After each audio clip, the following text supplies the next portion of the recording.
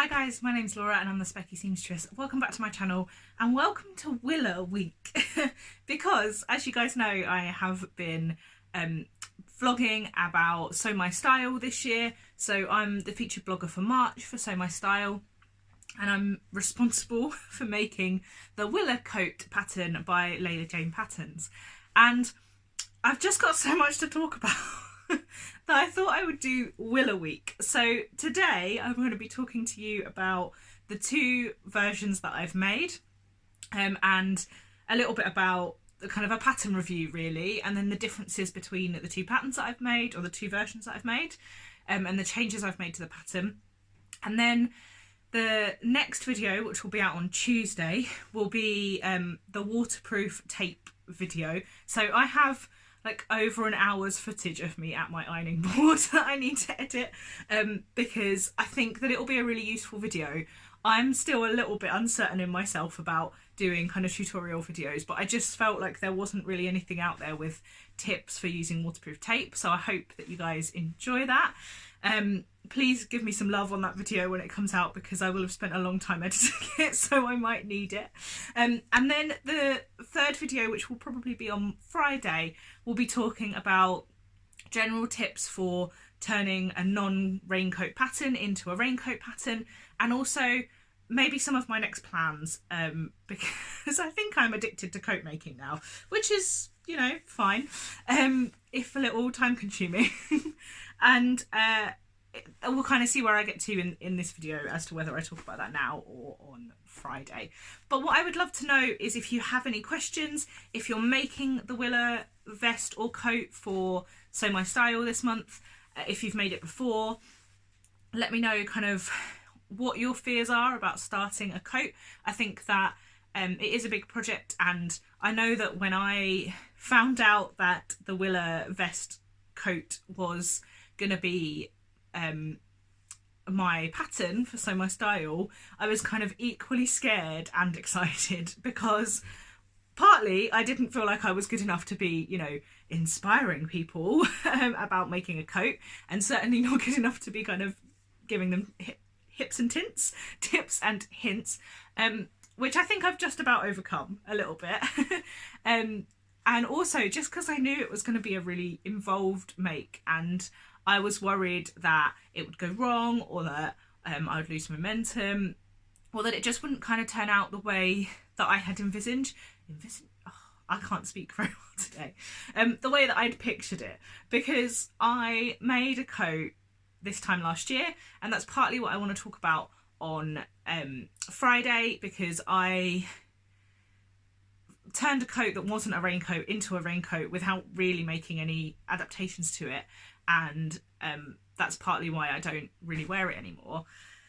And I was still carrying that kind of disappointment and that kind of fear around that it wouldn't work out the way I wanted it to, even though that was a year ago. And I've sewn a lot in the last year. Like, if you go back and look at some of my early videos, my sewing has improved a lot since then. I've spent a lot of time at my machine, I've made a lot of projects, and I don't know, this coat has just made me feel so proud because I love it and I love how it's turned out, and I just, yeah, I've had a bit of a moment. I mean, my husband's getting really annoyed with me because I just keep going around going, I made a coat and I really like it.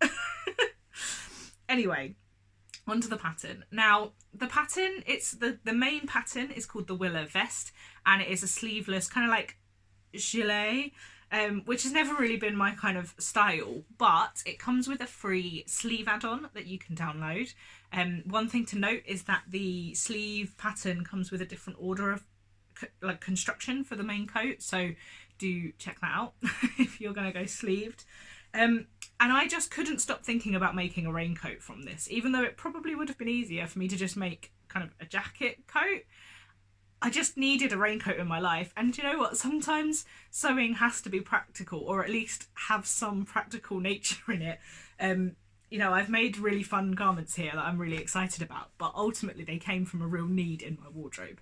I have been borrowing my husband's raincoat for like a year, because my raincoat that I had for 10 years, not to set the expectations for how long this one's going to last, but my last raincoat lasted 10 years, had become not waterproof and the zip had broken and all of the Velcro had come off, and it didn't really fit me anymore.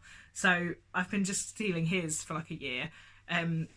So I really did need a raincoat, and I couldn't stop thinking that it would make a really nice like raincoat. So how many times can you say raincoat in a sentence? Quite a lot, it turns out. So as I think I've spoken about already, I made up a toile from a duvet cover, and I don't have any pictures of it because I did it while I was at a friend's house. So rather than taking photos and sort of having a look at them and stuff, I kind of got her to see how it fit. And I made the XL.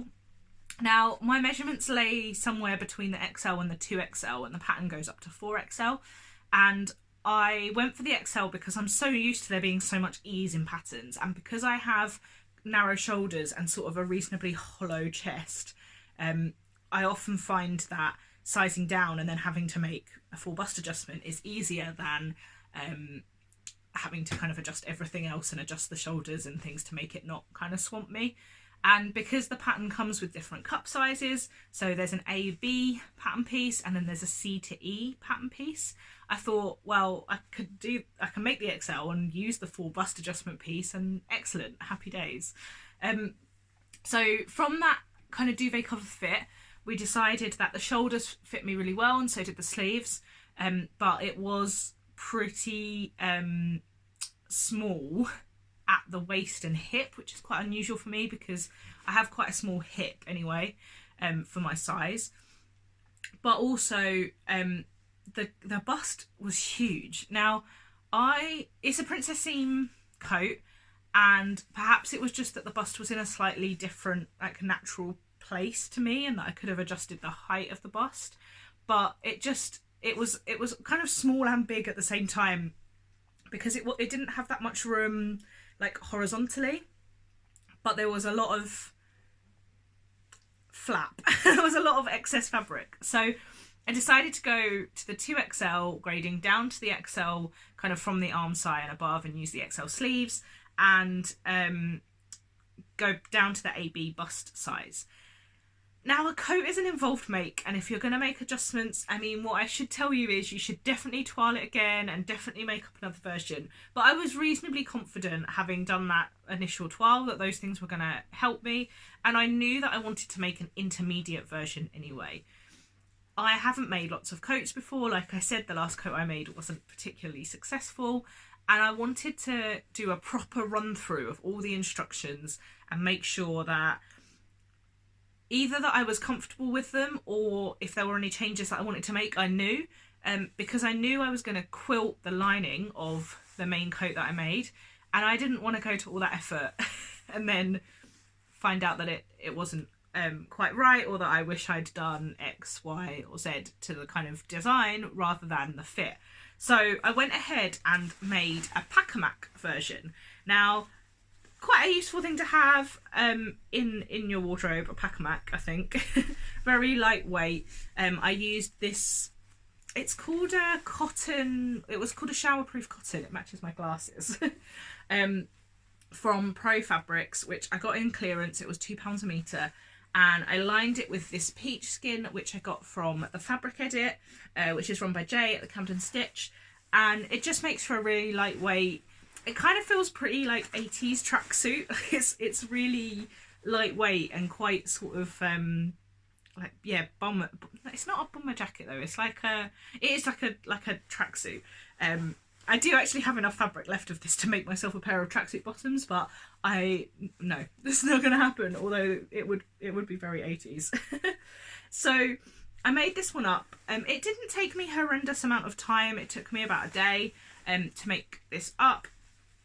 And the instructions are reasonably easy to follow, but I do think that there is a level of assumed knowledge in there. I think if this was my first coat, I would have struggled a little bit. Now, that doesn't mean if you've never made a coat before and you really like this coat, you can't do it. But I think you need to do a little bit of research and a little bit of kind of looking into other coat construction methods, because in particular, I think the time that I noticed it was at the zip insertion, because what you do is you attach the zip on one side to the outer layer of the coat, and the zip on the other side to the lining layer of the coat, so that when you attach them together, you know, the zip is hidden by the flap. I'm not making a lot of sense here, just to add to your confusion. And I know that so the first coat I made was the Cascade Duffel coat by Grainline Studios, and there was just a little bit more hand holding with like, place the tape this way round, the zip should be facing up or down, and it just was a little bit more reassuring for someone who hadn't made it before and got, you know, a little bit confused with what needed to happen. So what I'd recommend is that there's loads of amazing sew-alongs out there, and go and have a look if you need to. I mean, look at the instructions. You might find it a little bit more intuitive than I did, but just be aware of that and be mindful of that I don't think these instructions are 100% beginner friendly, but not beyond a beginner. This pattern is not beyond a beginner, definitely. So now I've rambled for quite long enough. I'm pretty happy with this, and it definitely served its purpose well. It will get wear. I haven't yet attached the hood. I talked about on Instagram and in the Sew My Style Facebook group, which you can join if you are a newsletter subscriber, that anytime I make a hood for anything, I immediately have to put it on my head and then it just stays there for a bit. And actually, I really like the hood shape of this coat. By the time this is attached to the collar, it's a nice shape. It's big enough that it's kind of roomy, but it's not so big that it's going to fall off. Now, the pattern comes with the hood being a detachable hood, so I just haven't attached the snaps to this yet because I got too excited about making the next one, and I needed to buy another snap applicator anyway, so I thought I would do it all together. And I think I will leave this as a detachable hood on this one. I think it's going to be a really useful lightweight thing to throw in my bag if I'm going away for the weekend or something. It's just a nice kind of lightweight pack-a-mac. I chose to do the hip pockets, but not the breast pockets, and not the welt pockets, just patch pockets. What other design features did I make? Nothing in particular, but I did make a mistake on this. I used a zip that was too long, so I had to, I don't know if you can see this, I've had to patch an extra piece of fabric at the bottom in order to be able to hem it. And that has made a little bit of a mess, but it's okay. It just means the hem doesn't hang quite straight, but I'm going to try and iron it into submission and hope for the best. So that was the pack-a-mac. I'll pop in some pictures of me wearing it. Like I say, I'm pretty happy with it. I think largely a success, but there were definitely things that I decided I wanted to change for the next version. But the main thing was I was really happy with the fit. So the fit adjustments that I had made worked for me, and I was quite pleased with that. Other than the fact I would quite like the sleeves a tiny bit longer. So that was my kind of only fit adjustment between the two versions. But shall we move on to this beauty, because it is a beauty and I love it. So this also didn't take me particularly long, and I know that a coat is an involved make, but if you kind of get stuck into it, actually it's just a lot of reasonably simple steps all put together. I made the vast majority of this coat in a day. I went to Yvonne's house, who's getting a stitch. Me, her and Laura from Sewn and Shown spent the day sewing together, and I went from not having any of this done to having cut out both the lining and the main. I'd quilted the lining. That's what I'd done the night before. That took forever. I mean, honestly, the worst bit of making this coat was quilting the lining. It is just so much fabric. Like, someone really nice, really kindly had recommended that I quilt the lining before I cut the pieces out, because quilting it makes it smaller, which I'm very pleased I knew. But quilting like 2 meters of fabric is a lot, and I think next time I would probably roughly cut the pieces out with a bit of extra space and then quilt them. But I'm pleased I did it, because it means I've got enough fabric of this left over, this beautiful Dashwood rayon that I've lined this with, to make myself a little cami top, which I'm really excited by because I think it'll be beautiful. But yeah, I made most of this. You know, I quilted the sleeves. I pretty much sewed up all of the outer and all of the inner, but hadn't attached them together. And that was pretty good, I think, in a solid day of sewing. So don't be too put off. And if you do this little bit by little bit, it will come together and all of a sudden you'll have a coat and you'll be amazed. I'm going to take this hood off now, but it was quite cozy. So what changes did I make between the two versions? Well, for one, I quilted the lining. Now, I was happy enough with the fit that I didn't think the lining was going to make it too bulky and therefore too small. And there was enough room for me to add a little bit of extra bulk through facing with thinsulate, through lining with thinsulate. So I happily went ahead with the same sizes. I didn't make any alterations other than lengthening the sleeves a tiny bit. Now I quilted all of the inside of the hood, all of the inside of the main body, and then if I can do this, if I can get a sleeve out, I quilted up to about the elbow on the sleeve. Now I was speaking to Laura, who has made a coat last year, I think, and she quilted all the way down to the sleeve, and she said they were a little bit bulky and a little bit, they kind of stuck out a little bit. So we decided that I would quilt just down to the elbow, and I'm really pleased with that decision. It means it's super warm and cozy, and this coat, I'm not going to get cold in this coat, but it just gives me a little bit more movement in the kind of lower arm, which is quite handy. Now, there are two main adjustments I would say that I made to this coat rather than the like against the instructions. The first one is I decided to sew in the hood rather than make it a detachable hood. I don't think I've ever worn a coat that has a detachable hood that either the hood has never been on or never come off. It is in the status whatever it kind of sits in. So either I like it as a coat without a hood or I like it as a coat with the hood. I just don't do the detachable thing. So I decided that I would sew this in. Now that's a very, very easy adjustment to make, because all you do at the time that you sew in the collar, before you sew in the collar, you just baste the hood to the outer piece, and then you sandwich it between the two collars when you attach the lining. So that's a really, really easy adjustment to make, and I can talk you through a bit more about that if you'd like. The other main adjustment that I made is the way that the coat is lined. Now, the coat is lined by in the instructions, just by turning up the hem twice of the outer and covering the lining and stitching through. And that's at the hem and at the sleeves. And there's a couple of reasons why I didn't want to do that. Partly, I just don't think it gives as nice a finish as bagging the lining out properly. And also, I was trying to minimise as much top stitching as possible on this coat because I didn't want to add any extra holes by which water could get through, and I just didn't think that would work. I also thought with the quilting it wouldn't work very well because the hem would be bulky.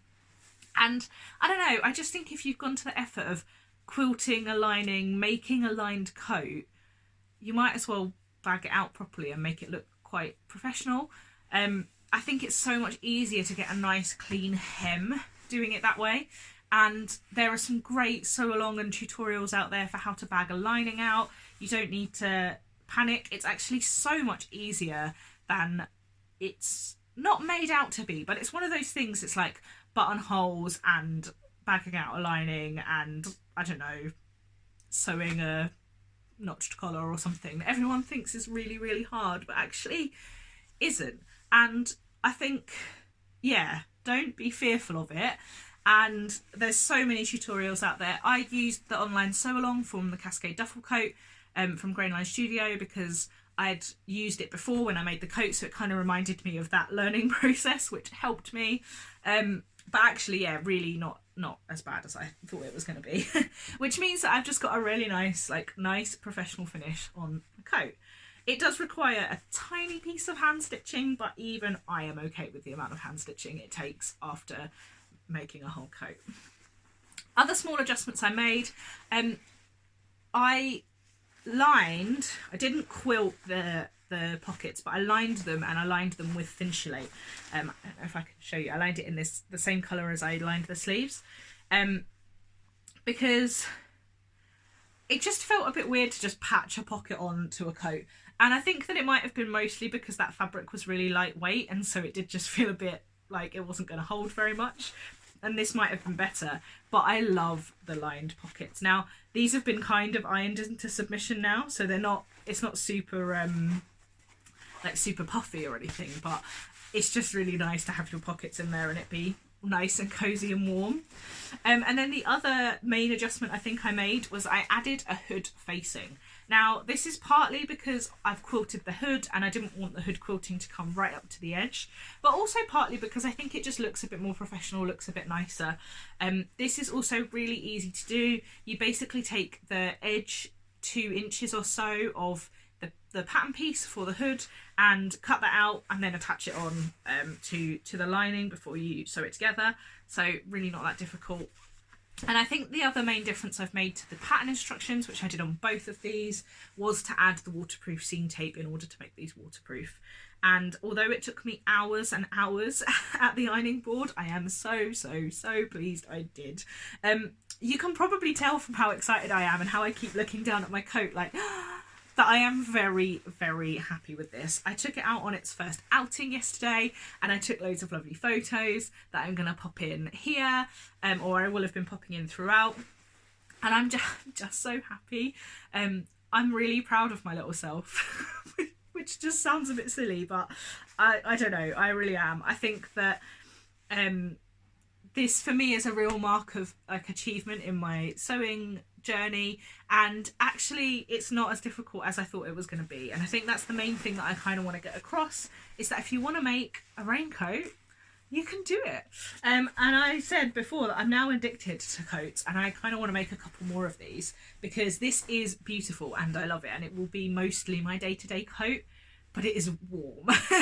And I do want one for kind of a bit more like summer, because it's still England and it's not that warm. But I don't need anything quite as kind of chunky as this. I've rambled a lot about my coat now, and I'm just gonna pop it on like this because I'm super happy. Thank you so much for watching, guys. Tune in for the rest of Willa week. Don't forget to let me know if you have any questions about the makes, and I will do my best to answer them. And until next time, bye.